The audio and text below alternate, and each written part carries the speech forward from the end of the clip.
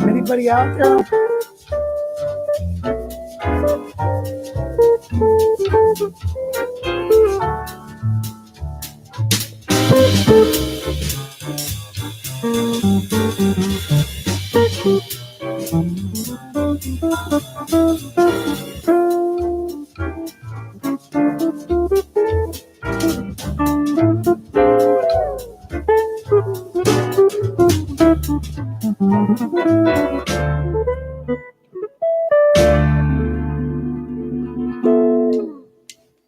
Let me try that one again.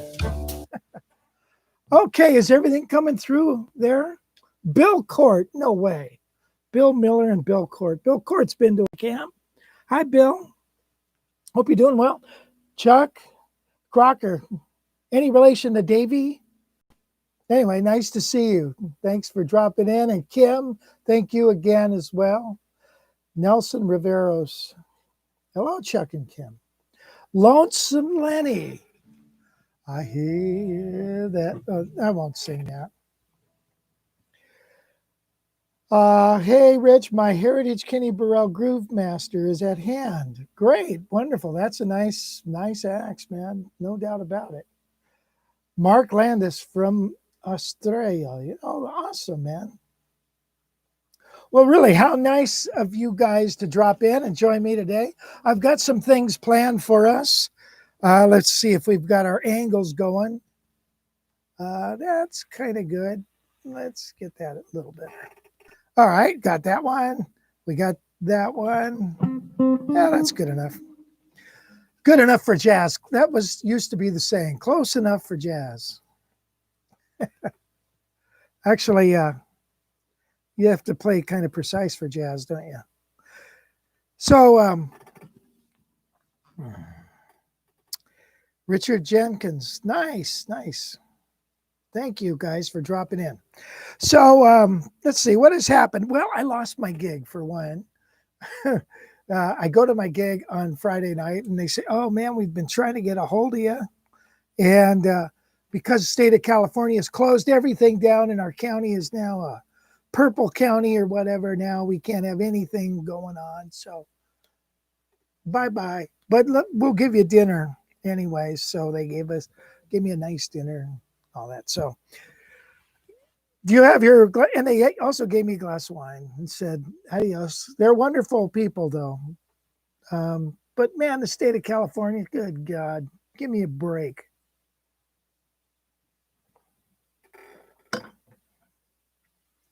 Now there's a curfew. Really? A curfew? Jeez.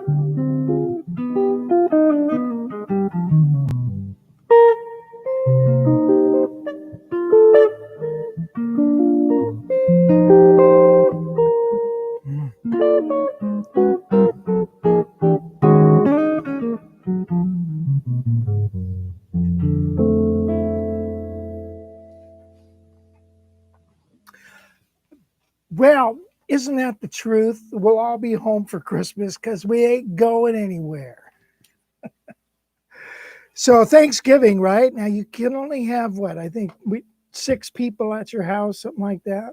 But a funeral, you can have 30. So our pet turkey died. We're going to have a funeral. Everybody's invited. Don't bring flowers, bring a side dish.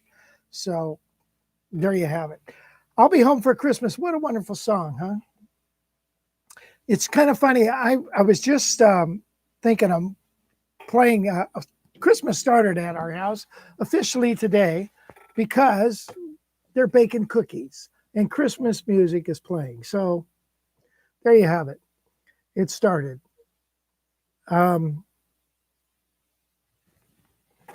So I did a Christmas show. It was called a Big Band Christmas Show once.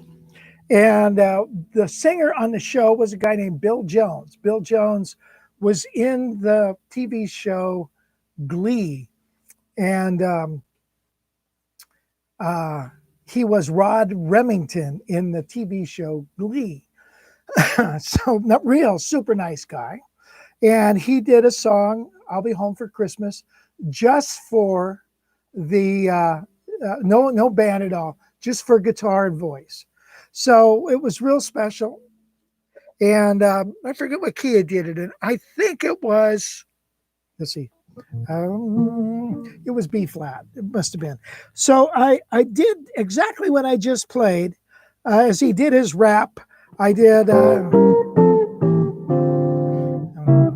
First, I did it in F. Okay, and then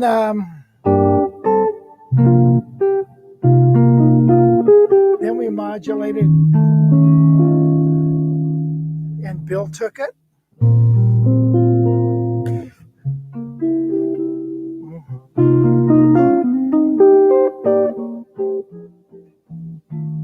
So I'll tell you, it's really an advantage to be able to play a song fingerstyle because you can play it so much better than just hacking out the chords.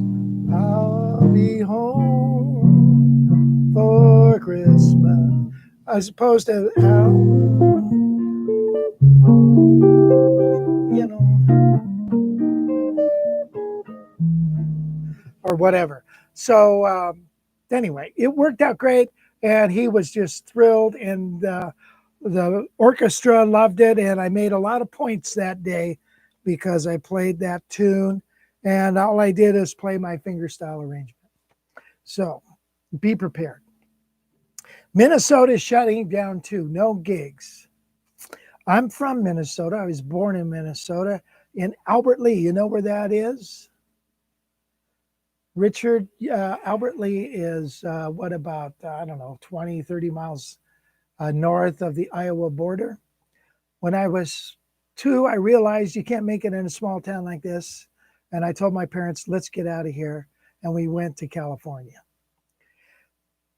Brood Adolf. My gosh, Bruce, you're here. Thank you, man, for watching. Bruce does the Christian Musician magazine, as well as he also does the Tacoma Guitar Show, and enlighten me, Bruce. I forgot the name of the other magazine you do. I forgot the official title. In Washington State, at church, there are no worship bands allowed on stage, no singing in the audience, and the pastor has to wear a mask during his message. Come on, really? You know what? The congregation's what, 20 feet away? Got it. Geez, he should really be in a shield too. Come on, this is bull crap. I don't want to get political, but give me a break. Hey, Rich. Okay, Mark Landis, could you comment on Golden Eagle with floating pickups versus installed hum buckets? Yeah, you know, man, they are like apples and oranges. It's just a floater has got, I think, more high end. It's a little treblier. So, you know, it's whatever sound. Don't expect the floater to sound like a humbucker, and don't expect a humbucker to sound like a floater. So buy two. That way you can be happy. They ought to make a guitar that's got both, shouldn't they? Let's get rid of these frets here. Do you really need those? Put a floater right there. I don't know if it's so much the floater as it is the, restricting the top. I remember I told, God, what was his name? A builder at Gibson. And, I said, I want to get some L5 pickups in my guitar. And he's like, Rich, they're all the same pickup, It's the guitar. It's not the pickup. Oh, okay. So, don't be afraid to ask any question, because I've asked the stupidest questions ever. I remember going to my guitar teacher and saying, I've been looking at some jazz guitar players, and it seems like they sure get a lot of notes out of one area, and they just kind of stick around in one area and stuff, and can you show me how to do that? And he looked at me and said, huh? So don't be afraid to ask any question. Yemen has been near annihilated since 2015, but can never forget the 99-cent online lessons in Center City. Still the same, cheerful, rich, fantastic. Thank you very much, Pentatonic Riffs. Hey, there's more to music than 5 notes, but thank you. I guess if you move it up a half step, you got 10. You put them together, you got 10. Santa Baby, I'm not prepared to play that. I'm sorry. It's one of those songs that I would embarrass myself if I tried to play it now, because I haven't played it in years. Bruce Rudolph. Maybe I started drinking wine a little too early. Bruce Adolph, and I called him Brudolph. Now that's funny. His message has been retracted. It's probably best, Bruce. We don't want to get too political here. You live 25 miles from Albert Lea. Albert Lea, where my parents grew up and I was born, was a small town, farming town. My great-grandfathers and my great-great-grandfathers had huge farms. They were wiped out in the Depression. So things went to hell there. And then the factory closed down, the big factory that employed everybody. Then it burnt down, I guess. It opened, it burnt down. The town, according to my cousin, is one of those Midwest towns that everybody is leaving. It's a great place to be from. So sorry to hear that. Do I have a recording studio at home? I used to, not really. I have, like most people, the digital audio workstation on my computer and interface and a couple of speakers, and that's it. I used to have more of a bigger studio where I could record drums and stuff, but not anymore. Well, let's see. Your top Christmas songs with jazz interpretations. Well, the one I just played, I'll Be Home for Christmas. What else? White Christmas. I have a wonderful arrangement.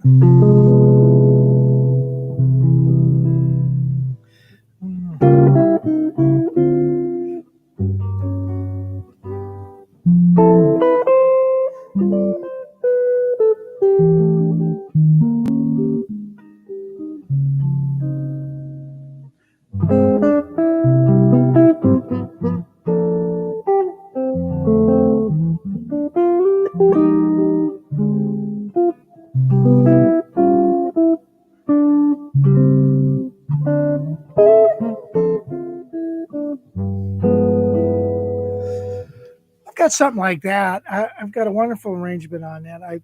Not to be modest, but I really like it. I labored on it. Okay, so I look at it and I hear it and I think, wow, I wish I could play that by memory. I got to go back and look at it, but I like it. Jazz Guy 68, vaccine coming. What protocols are you considering for your 2021 jazz camp? I think you asked that question last week. I don't know, whatever is happening at the time in the state of California, you got to do what they say, I suppose, but where it's heading is you got to get a vaccine, I'm sure. Here's where it's going, my opinion. If you don't have a vaccine, you can't go to Walmart, right? You got to have a vaccine. And in order to have a vaccine and to prove it, you have to have a card. And after a while, they're going to get tired of looking at these cards. So now you've got to have some kind of barcode to put on your head so we can just scan it and make sure you had your vaccine, or a chip, something. That's where it's all heading. And now, of course, Microsoft they'll be in charge of all that or whatever. I don't know. And they'll be able to track everywhere you go, everything you buy, every dollar you spend. But other than that, welcome to America.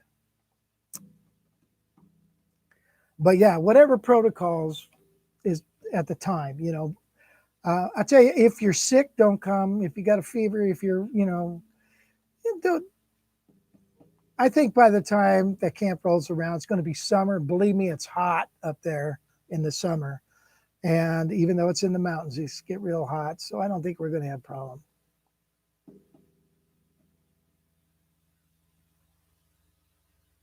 You mean I don't have a lesson on Here Comes Santa Claus? I thought I did.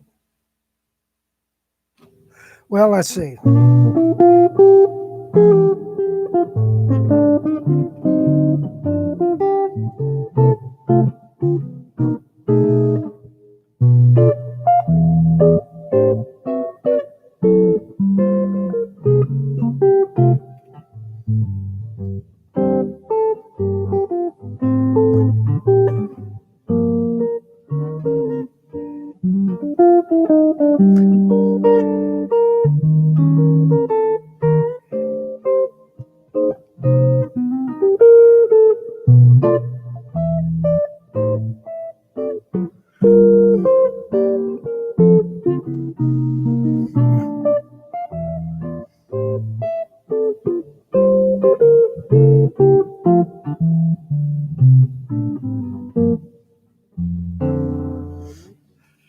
Something like that. I thought I did a lesson on that. Maybe I didn't. I need to do that. I need to do some new lessons. There's without a doubt. Okay, so do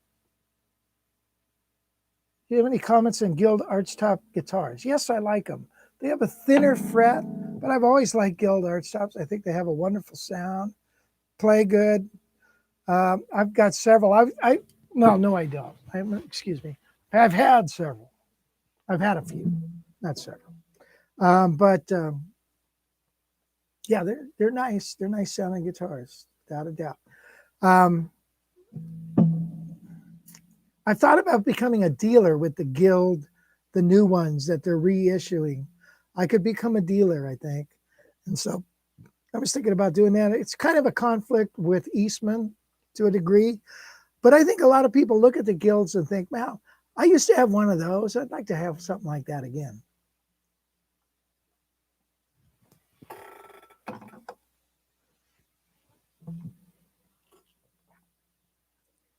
Got a tour of the Guild factory in the mid-70s. Awesome. Japan has been having concerts for 3 or 4 months already. Ventures type music and popular many times with the singer. Can list all the channels if you wish. Okay.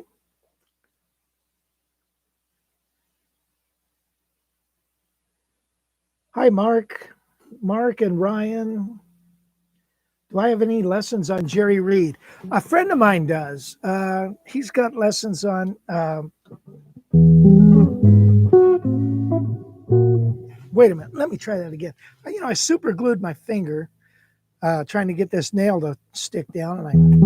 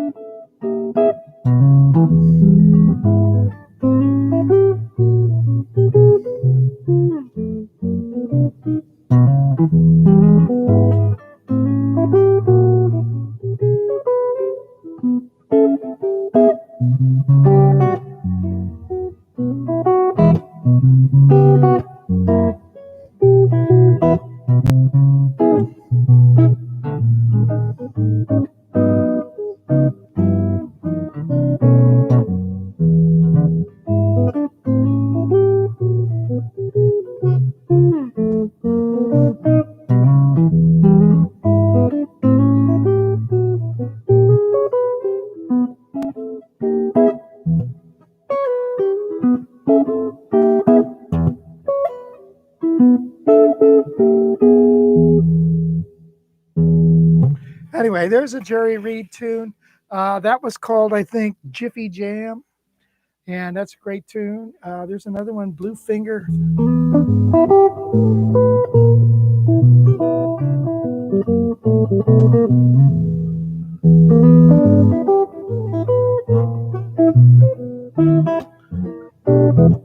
Something like that.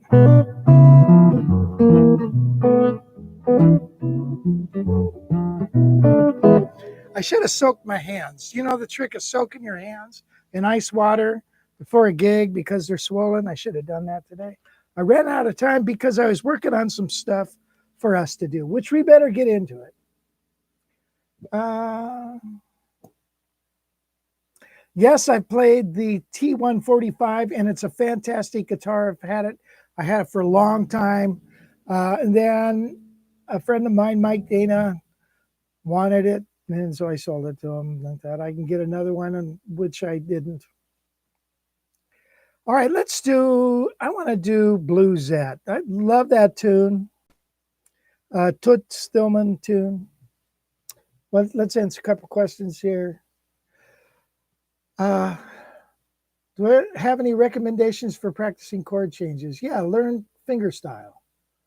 Nathan Wallace. Hi, Nathan. It's my nephew. Hi, Nathan. Thank you for joining us. Question for you about the Quilter Mach 2V, the original generation Mach Micro Pro. You've had both in your quiver. Is the upgrade worth it? And do you ever use the extension cabinet? Good question. I like the upgrade. At first I didn't. It took me a while to get used to it. Then I found the settings that I like. One of the things about the upgrade is you do have EQ on the second channel, which is kind of cool. There's better controls over the reverb, which is nice. But other than that, there's no difference. I had lesson on the, okay, Jerry's breakdown. Nice. That's you. Okay. I think we're caught up here, right? The Blue Eastman checking in. Man, I had a lot of calls about that guitar. I bought a Blue Eastman, and I'll have a Blue Eastman without you.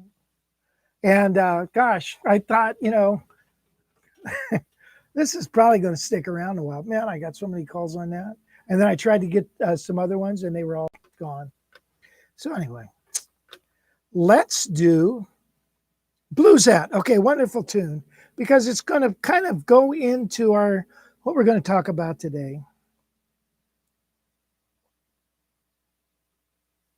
You bought the new Eastman Romeo, and it's awesome. Well, I've got a student that wanted one. It's been on order, and I'm still waiting for it. I don't know what the deal is. Well, I do know what the deal is. They can't find any mahogany wood. Can you believe that? They ran out of mahogany. So.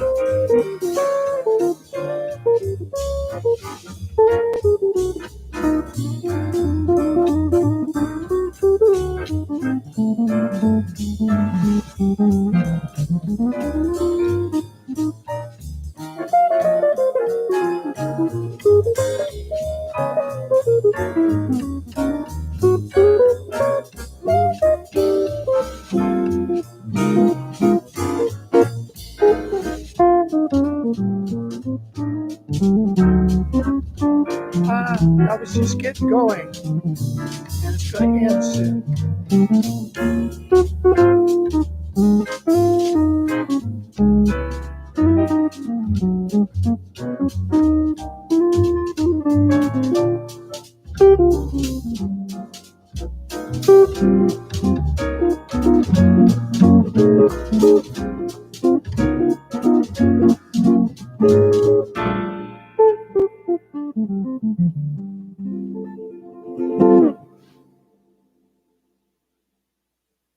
Isn't that a cool song, Bluesette? I love it. It's got a great turnaround, and that's what we're going to talk about is the turnaround in Bluesette. A couple more questions here. Did you notice a difference in tone between guitars with cutoffs? Yes, a bit. I think it makes a difference. Believe it or not, it does make a difference. I think you get a bigger sound without the cutout. Chinese buy up all the mahogany wood, then the U.S. is blamed. Interesting. Okay, love a good jazz waltz. All right, so it is time for the, say it with me, Jazz Journey. Have another drink, Rich. All right, what we're going to talk about is 1-6-2-5 progressions, a turnaround. It's all about a turnaround, and if you can play a nice turnaround, you're doing great. So check this out. So the turnaround to key of B flat is 1-6-2-5. So here's focus. One chord, the sixth chord, which is usually minor, we're going to make it dominant. Why are you doing that? So we're doing, and then we're going to go to the 2 chord, which could be C minor. I apologize for this camera not staying in focus. Or we could make that dominant. You can take a minor chord and turn it into dominant. And then an F7. So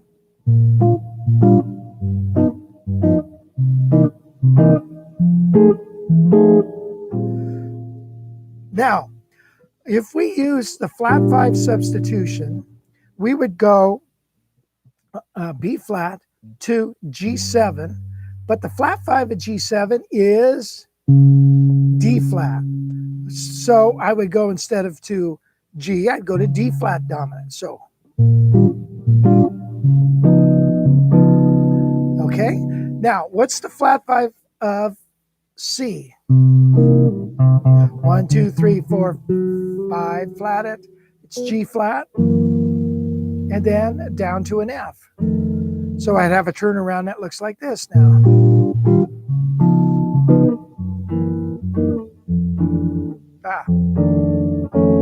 Something like that. Or, come on, camera, why are you doing that? All right, so now I employed a flat 5 substitution on the 6th chord.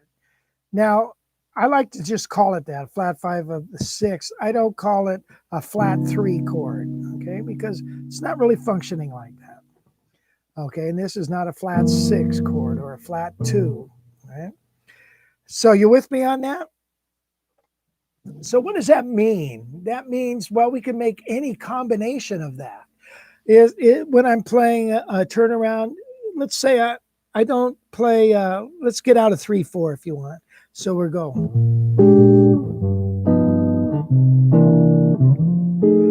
I could go.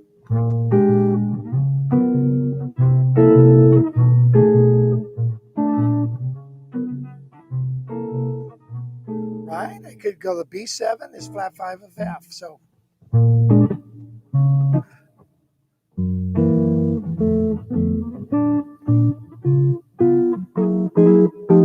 okay, or I could go B flat, G, G flat, F, right? There's a bunch of combinations, right? There's a bunch of them. So that's basically how you could interpret a flat or a turnaround is you could say, okay, I'm going to use the flat 5 of those dominant chords. And when you do that, it opens the doors open up on ideas. Now, of course, you can substitute the 3 chord for the 1 chord, right? That's diatonic substitution. So instead of playing B flat, I would go to D minor. Then I would get sounds like this. But I could take the flat 5 of G, so it'd be, and then get the idea? So there's many ways that you could do that. So experiment. I have several lessons on turnarounds. And if you go to the Jazz Under 99-Cent Guitar Lessons, you'll see a bunch of them. And so we're also going to talk about some chord voicings in a while. And then we'll get into Lick City and all that stuff. So there you have it. When you look at a chord, when you see G7, don't just see G7, see D flat 7. When you see C7, don't see C7, see G flat 7. Okay, when you see F7, see B natural 7. Okay.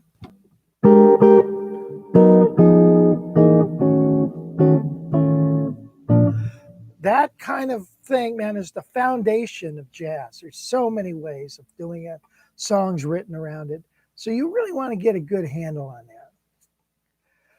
Okay, what do I think of Lenny Breau? Well, I think he's probably pretty good. You know, I like, have you heard that Lenny Breau and Tal Farlow thing? Obviously, he loved Tal Farlow. And I like Tal Farlow.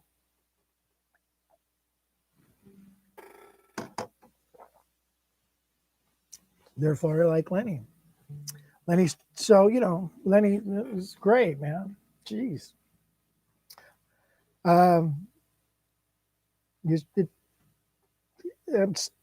Yeah. Passed away in a swimming pool accident. Probably so, you know. You know, when you go, you know, I don't know about the, you know, the whole drug thing with people, with musicians. I don't know if it's romantic or what the word is, but to give you for instance, my teacher is Charlie Shoemate, a big bebopper, and probably knows more about Charlie Parker than anybody. And he said, you know, I was really disappointed in the movie Bird that they focused so much on his drug abuse. And he said, you know, have you ever seen the pictures of Charlie sitting around eating breakfast with his kids and stuff? You know, there's that inside of him too, you know what I mean? So they focus on this drug thing all the time. And granted, he has a drug thing, but it was a human being too. He was a regular guy who just happened to be a genius. So, yeah. Can you wish my friend Connor a happy 18th birthday? Oh, yeah. Happy birthday, Connor. 18. I got married at Connor. Excuse me, at Connor. I got married at 18. Gail and I were 18 when we got married. My mother had to sign for me to get married. She was legal at 18, but I wasn't. So she was robbing the cradle. My mom had to sign for us to get married. So yeah, welcome to being an adult. If we have a war, you can get drafted. Terrible way to look at it. Oh, to be 18 again. That was fun time, fun time. You know what? Let me give you a little bit of advice. Don't do anything you wouldn't want your mother to find out, okay? So just leave it like that. Okay, what do you think about, well, that keeps coming up, these questions, kind of the same thing. All right, so speaking of my mother, here's a song she loved. Let me go over this camera here. Let me back this out just a tad. Maybe it won't freak out so much.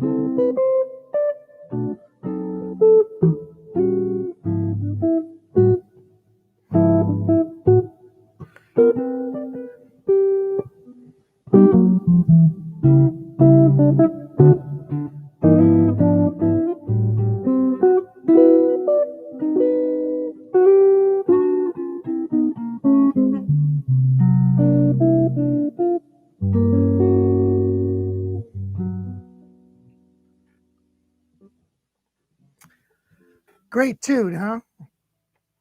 And so we did that. I probably said this before, that I did a recording with a local singer, and she sang, "Try to be my boss." My mom kept saying, "Why did she say my boss?" Like, I don't like that. Hi, Rich. Any news about the guest instructor at I should probably start thinking about that, but I wanted Tom Rotella to come, and so I needed to call him. I always like Pat Kelly. Of course, we're going to have Mike Dana, and of course, the fantastic Toddy Johnson. No, I never played with Mundell Lowe. I'm not that old. Those guys, I was just, I'd like to. Yes, Pat Kelly, yes. Pat is so good. And I thought the three of us made such a wonderful team, Pat is so good. Ron Cook got me here.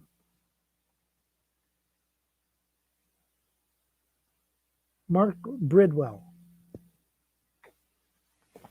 Okay, so let's move on to, we won't move on to Lick City yet. Let's go over to, whoops. No. Where's my, whoop, oh. Whoop, whoop, whoop, whoop. Where'd it go? Well, Chord Corner is around here somewhere. Here it is. See this? Chord Corner. There you go. Chord Corner. All right. Let's talk about chords. Aren't they nice? I tell you, man, I should have done that to my hand.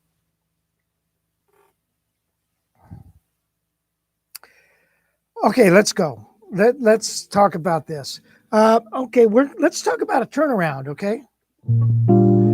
All right. If we have and keep a common tone, let's keep this F, and we're going to play 1 6 2 5 in the key of B flat. So there's a G7.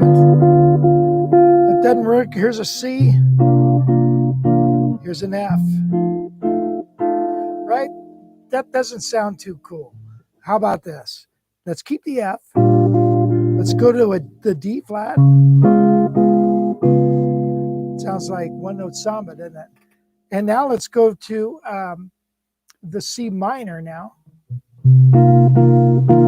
And then the B7, flat 5, this is flat 5 substitution. All right, how about let's go.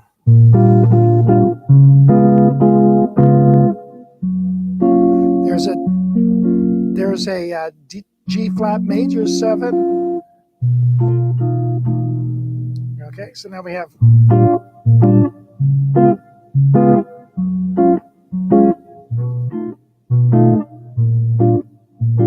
okay, so you can do that with almost any tone. Okay, let's pick a tone. How about the note G?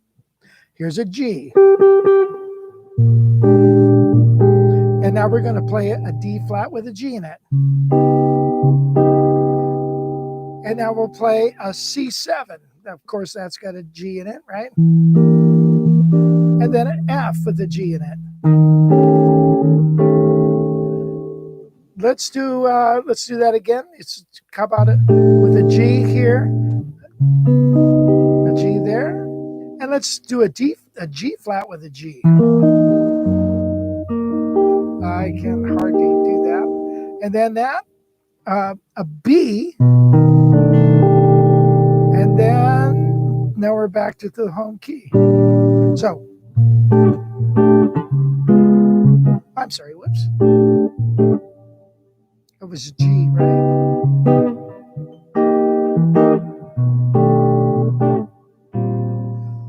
Let's pick another note, A.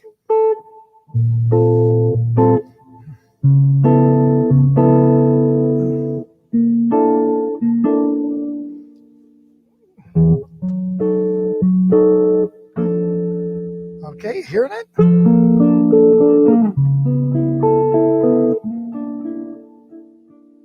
And then F7 or B flat or B natural 7.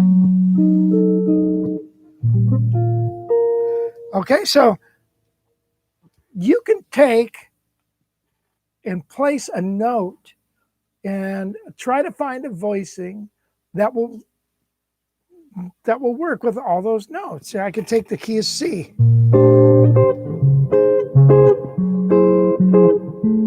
Not the key of C, but the note C. Key of D. The note D.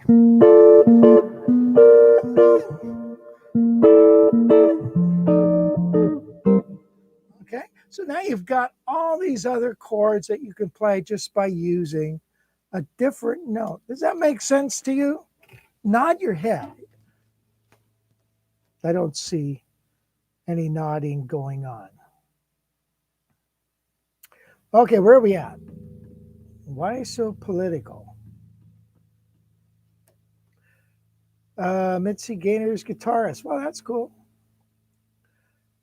Why so political? Because I'm tired of it.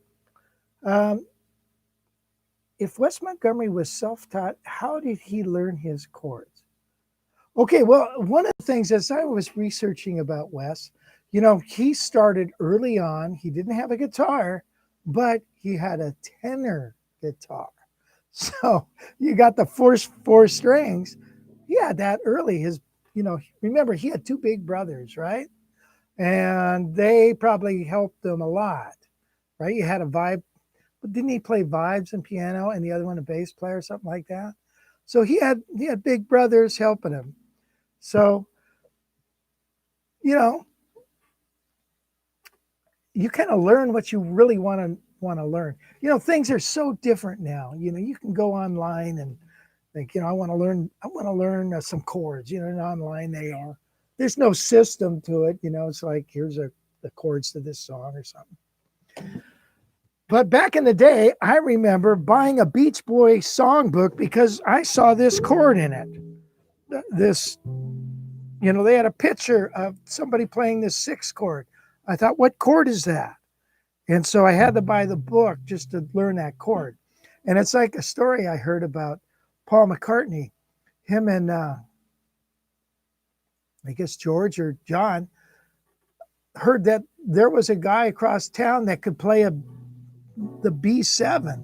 And they got on a bus and went over there to find out how to do that.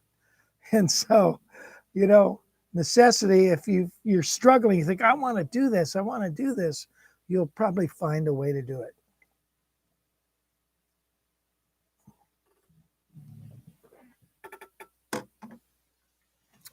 So it's interesting, Wes Montgomery. I mean, come on, guys. Jeez. I have your amp set as you do, but find with the volume up all the way and using the gain for volume, it hums a bit. And it's a bit annoying. What kind of guitar? Do you have a grounding issue, you think? Sometimes I think in the reverb circuitry, there was a problem with sometimes a grounding issue, maybe. Is it an old one or a new one? I tell you what, find out what kind of guitar you got and and is it always present in all the rooms you take it? Sometimes the wiring in a certain room or, if it might hum more than others. And then again, call the company. Don't call me. I can't help you. I can only make suggestions, but if you think you got a problem, call the company. They're very good. They're very good and they want to help you. Tell them Rich said to call. Let's see. Yours sounds good. Yeah. I don't have too many, it could be the guitar, it could be, I don't know, the amp. Okay. What is your daily practice routine? How many hours? What do you recommend for advanced players? Well, my routine is I get up in the morning and I play for about an hour to an hour and a half. Get up around, sometimes I get up at anywhere between 5, 6, or 7. And I get up and play. At 8 o'clock, I got to take my dog out for a walk. So that's what I do. And I play and I experiment around and stuff. I don't really study. I just play. But my studying comes when I start thinking, I want to learn to do an arrangement of this. I want to do that. I heard this. I want to do that. And then I start working out my stuff. That usually is later on, not necessarily during the day. I don't have any scheduled time for that. But what I would suggest to you if you're an advanced player is to teach. The old saying, if you want to learn something, teach it. That is so true. And I would try to start teaching, especially going to a music store or taking some students into your home and teaching. I think it's so important to be a mentor to people. So, and introduce them to what you know, and give away all your good stuff. Ted Green always said, give away all those secrets that you think you know and nobody else does. Give them all away, show them, because it makes room for more. Okay, so do that.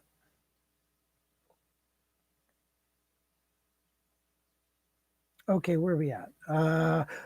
State of California says no super spreader events, just to hear rhythm changes. Okay. Mike data study with JP, and yes, connecting the melody note in a 1625 makes sense. Thank you, Eddie. I hope you're doing well. It's the journey right here. Eddie's a perfect example of the journey. He's gets out and plays. He goes to camp. He studies. He works hard, and it's all about the journey. it's new discoveries and it's great. Didn't West start with Lionel Hampton? Yes, he did. That's what I remember reading. And I'll tell you, you'll learn a lot. I learned a lot being a teacher at GIT, hanging out with all the other guys, you know. And so I learned a lot there, being around, teaching at Ted Green. I studied from many people, um, bought a lot of books. Last 2 weeks, the chat session was not available. What's the typical issue you see repeated with the students you have?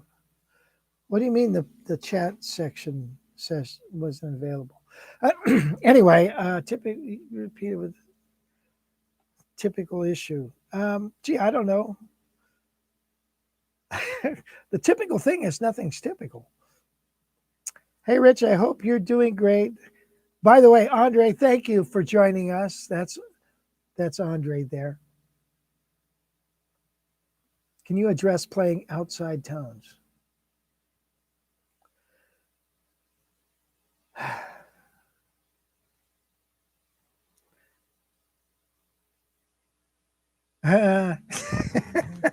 Well, let me give you something. Let me show you something real quick. This is what I like to show something real quick. What scale is this?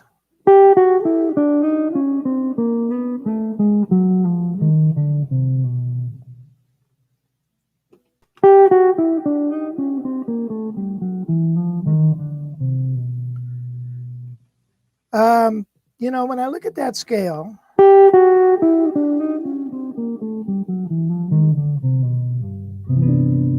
there's a saying, anything that you can do, and I think I coined the saying, because I never heard anybody say it except me. Anything that you can do harmonically, you can do melodically. So what scale was that?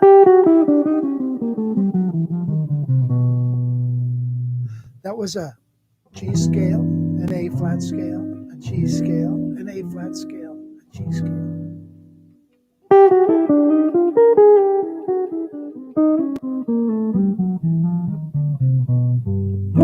I love that sound.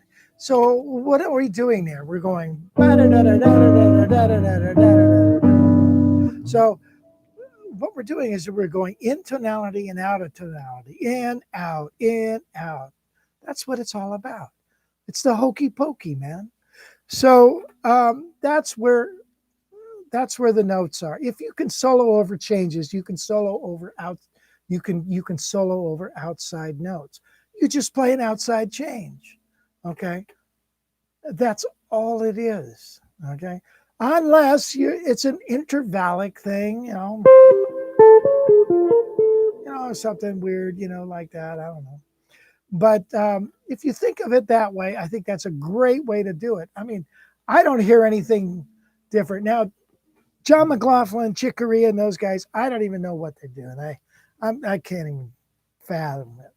I went to their concert and I'm like listening. I'm thinking, trying to analyze what they're doing. And I'm thinking, my mind is blown. I can't analyze it. I'm going to sit back and just listen and enjoy it. And so I did. And, they're in another level. I couldn't go there. I don't have that much time. But I don't know. Hope you're doing great. Approach like a tune. How do you approach a tune like Giant Steps when it comes to chord melody? I don't do giant steps. I saw that tune, and Joe DiArio wrote a book about that thick about the song. And I'm thinking, how much time do I want to dedicate to a song that only a selected few want to hear? So I made a conscious decision. I'm not going to go there. So, you can scold me if you will, but I just don't want to do it. So I'd rather do something else. You only got so many hours in the day and in your week and in your life. Giant Steps is a wonderful song. Don't get me wrong. I'd love to do it. And maybe if I even learned it, maybe I'd be interested in it. But being I just not into that. I just don't want to go there. It's too hard. So I don't mess with that. And I had a fun discussion with Adam Levine, who lives, not the Adam Levine in Maroon 5. Adam, the guitarist, he lives in Paso Robles. And he was director of guitar studies for Dick Grove. And so he lives up here, and we got together for breakfast, and we were talking about Giant Steps. He's the same thing. It's like, it's just, how many people want to hear it? Maybe you guys that are into music, but does the general public want to hear it? I'm not saying you got to do everything for the general public. I'm just saying it was too much work for what I want to do. So sorry. Hi, Brad. Okay, well, thanks for showing up late. That's okay, Brad. Rich, how would you recommend going about learning a new tune? Number one, listen to the song, as many recordings as you can, looking at the music. If it has lyrics, learn the lyrics. Number three, learn it in sections. Learn 4 bars at a time. And then there you have it. Section that song, A, B, A. All right. If you break it down, if you take an A section that's 8 bars, okay, now you break it in half, that's only 4 bars, right? You put 2 of those together, now you got 8. So start breaking it down. Learn the words, very important, because it's a song with words. You're playing the words. Whew. Can most amps give acceptable jazz tone if adjusted? Yeah, probably whatever's acceptable. There's a lot of it's in your hands. It's your setup. So there's a lot of things there.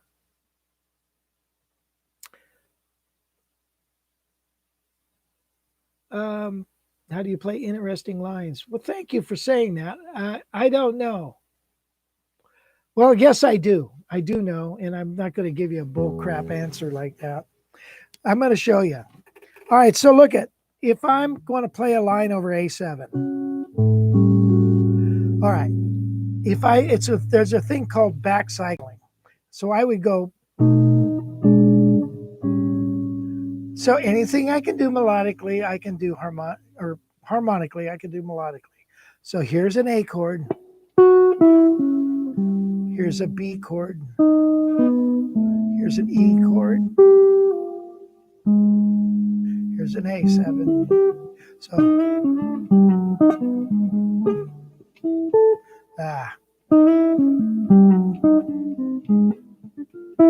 does that make sense?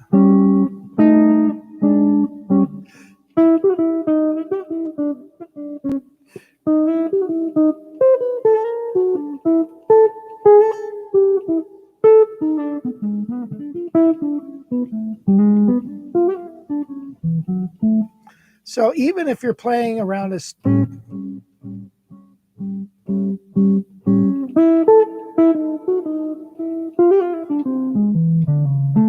so you're playing and you're resolving the line. I'm going in my mind, I'm thinking A.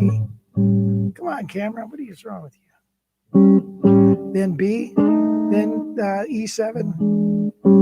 So I'm trying to do that in my line. So you're soloing around changes that aren't there. That's where you get a nice melodic line. And you can analyze that line and think, there's encasement, there's all that stuff, and that's all part of it. But really, it's soloing over changes. All right, we have to move on, man. We're running out of time here. And we've got our sponsors.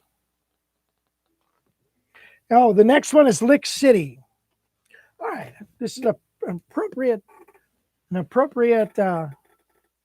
segue.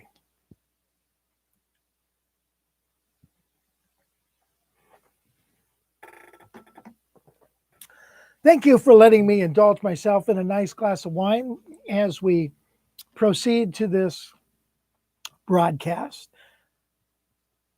Tomas Castro. Welcome. If I were a bell and I went to YouTube and listened to the original movie and it offered a whole new I don't know what you're talking about. Right. Okay. On learning new tunes, go to the original. Yes, good advice. Go to the original when learning a new song. Okay, we're running out of space here. All right, back cycling. Yes, yes, yes. Just like Blues for Alice. Yeah. All right, so let's talk about a turnaround, playing around a turnaround. By the way, I have 2 turnaround etudes, and they're really good. You should pick them up on 99 Cent Guitar College. You'll find them if you poke around there enough. Under Jazz Improv Insights or Technique, or they're somewhere. I try to get the link to get them in there. By the way, I want to make a plug for my guitar course. The Jazz Guitar Improv course is doing super good. I've had a lot of people sign up for it and a lot of wonderful comments coming. And I just got my first solo back that somebody had rewritten. And that was the goal of one of the lessons. And they did a fantastic job. So I'm excited about the course. If you get a chance, check it out. I don't think you'll regret it. I do not think you'll regret it. So it's Jazz Guitar Improv, and we'll get a link to that. Okay. Okay. Is this a weekly lesson? Well, it's not supposed to be. It's not supposed to be a lesson. When it originally started, my son said, "Dad, just turn on the camera and go out and talk and just have some fun." And then I did, and I thought, I feel like, well, let's do something. I just can't talk. I just know what to say. All right, so let's talk about a turnaround. So we had the turnaround, right? 1, 6, 2, 5 in the key of B flat. You could play it many ways.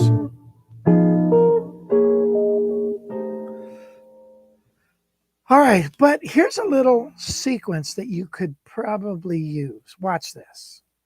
Famous words of a redneck. Watch this. My little grandson says this. Hey, watch this. I'm going to play a B flat 7 there, and I'm going to play this lick. Now, for the 5 chord, or excuse me, the 6 chord, the dominant chord, I'm going to move up a minor third, and I'm going to go. Now, how do those notes relate to G, right? Flat 9, sharp 9, third. Now, G is, if I go up a fourth, I have a C. So let's do what we did here. Take it up a fourth. Okay, I can play that for the C now. So now I have. Okay. Now, for the next chord, for F, I would have to go up a fourth more. So I'd go up here. Now, that's too high. So what is an inverted fourth? It's a fifth. Thank you for answering my own question. And then I go down a fifth. So now I have a lick that sounds like this.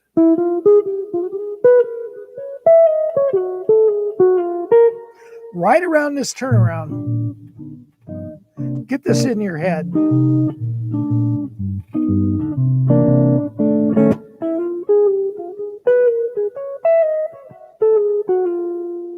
You hear it? Now, agreed that I'm taking this little 2-measure riff. Now, what if I just mixed up the second riff a little different?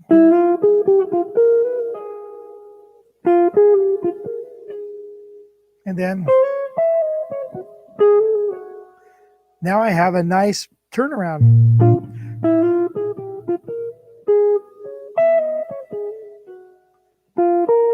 Do you hear it? That's $100 lesson right there, man. You can do so much with that. Now, you can take any riff and go.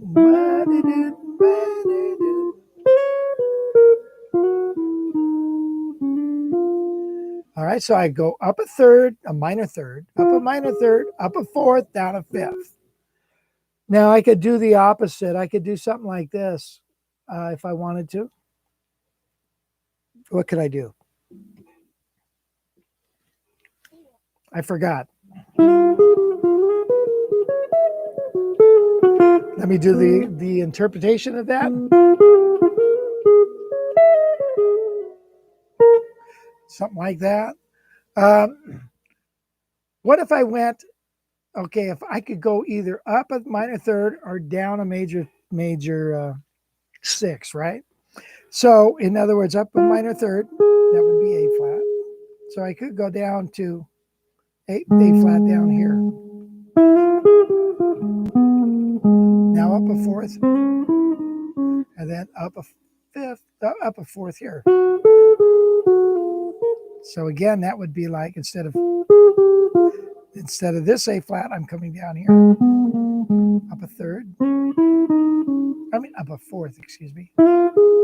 And then up another fourth. And that's for this.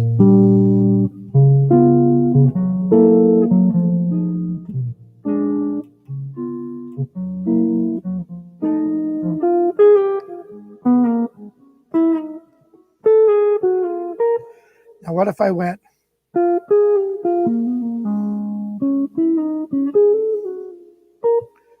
so, right? That's just a different, what is the word? Interpretation of this. Okay. A modulation, a metric modulation. Taking the same notes, just different order or whatever.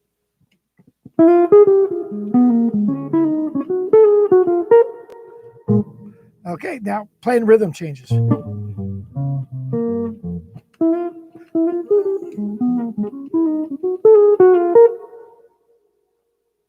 See how that works? Is that cool or what? Okay, weekly lesson. I learned lots from you, Rich. Thank you for that. What about a tune like Windows? How do you approach this tune or other Chick Corea tunes like Crystal Silence, Irregular Chord Patterns? You know, I don't do those songs, so I probably the wrong guy to ask about those. So I don't know those songs. My favorite Bluesette, one of the easiest ones is Tenor Madness, Sunny Moon for Two, Bloom Dido. What's this one?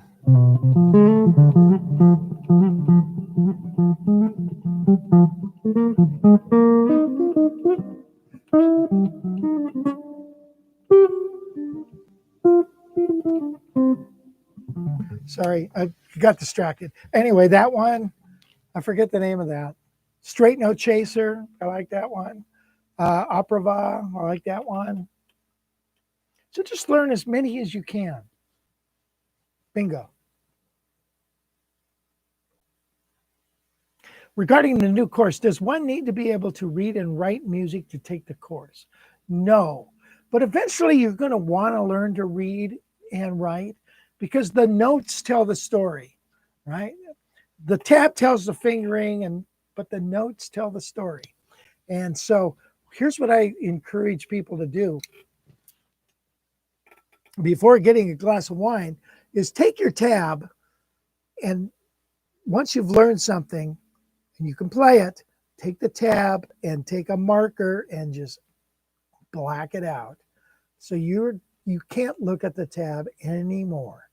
Okay? Force yourself to start looking at the notes. Now, you've already learned the tune or the solo or whatever, but get rid of the tab.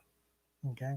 So you eventually want to learn to read notes. I have a course called Rhythm at First Sight. That's going to teach you rhythms, and that's super, super important. But you don't need to do it to do the course. What do you think about playing with Jamie Ambersall CDs and books? I think you're very good. But here's the problem. We talked about that yesterday. If that's all you're doing, you can float around the tempo. It doesn't matter. You can miss up. The band keeps going. The band sounds great. But you can screw up all over the place. And hey, this is cool. Practice with a metronome first, okay? Make sure you're not oblivious to the chord changes and what's happening. If you start relying on pre-recorded tracks, after a while you forget even the chords. I was talking to a friend of mine about that. He says, I don't even know how to play the rhythm to those tunes anymore because I forgot the chords. I'm like, what? Really? Yeah. So, yeah, you want to keep abreast of that. Don't just play over Jamie Ambersall's. Take your metronome, sit down, and you've got to be responsible for the time. You have to play in time. You can't just float over everything while it's happening. So it's fun for a little bit, and it's cool, but don't make a steady diet of it. Make that be the reward. If you can play over changes and do it with a metronome, let that be the reward. What is exactly what I want to learn? Great lesson. Thank you so much. Stan Horton, what's happening? How many tunes do you do in an hour at a gig? I have no idea. You figure a tune is 4 to 5 minutes. I generally keep playing until I feel like I want to take a break. And I think that's about an hour and a half. And then I decide, now I want to take a break. But I would say, you want to, if you have a 3-hour gig, you play the first hour, and 4 goes into 60. What is that? 15. So figure in between times 15, figure 12 tunes when you're talking about just playing solo guitar. 12 tunes for the first hour. Second 45 minutes, figure like 9, 10. And you should be good. Billy's Bounce was the one you couldn't remember. Thank you, Brad. Thank you, Mark Gonzalez. Brian Spalding, Billy's Bounce, Billy. Everybody knows the song except me. Move from tab to Robert. Yes. That's funny. Yes, you want to do that. Well, you guys, I don't think I didn't get a chance to play everything I had on my list, but I can see it's been an hour and 20 minutes. And like I said, I'm about done then. Did I play everything?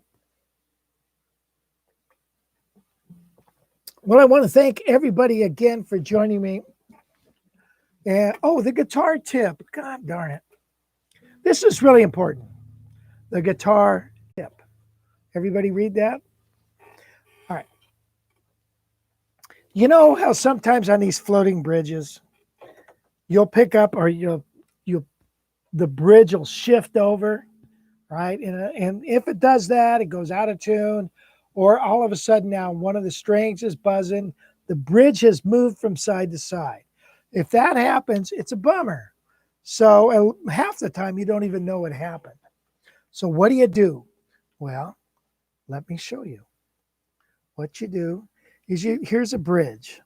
And what happens with these bridges, when you get them, they're all nice and smooth and pretty, right? And so if you take the bridge and you take a real aggressive sandpaper, or this is an emery board, And what you're going to do is you're going to make cross things right there. Well, actually not right there, because that rarely touches the bridge, but well, or the top, but this does. But you want to just take this and get little grooves going this way. So that way, when the guitar sits on the top, or when the bridge sits on the top, and you can feel it now, it's ridges.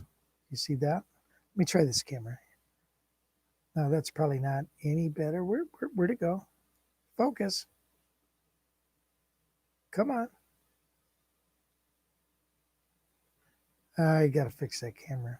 Anyway, yeah, you've got ridges now there that will keep that bridge from slipping around.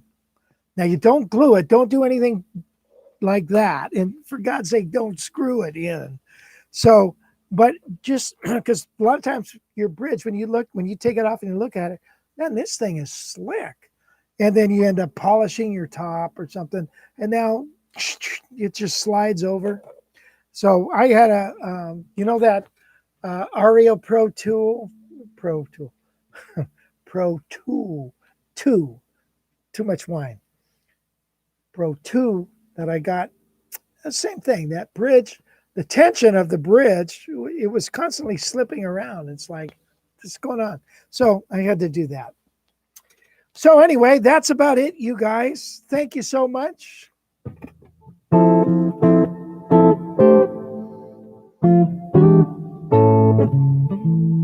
I'll talk to you later, guys.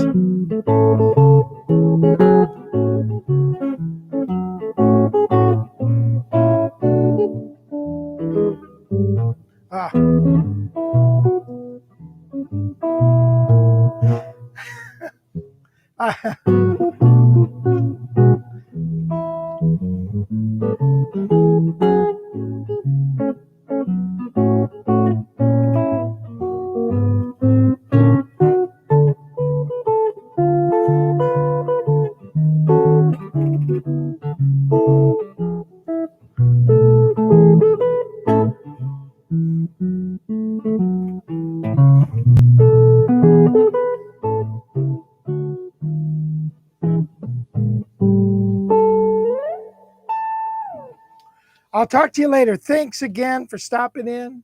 Hope you have a great week, blessed week. I'll talk to you later. Okay, fade to black.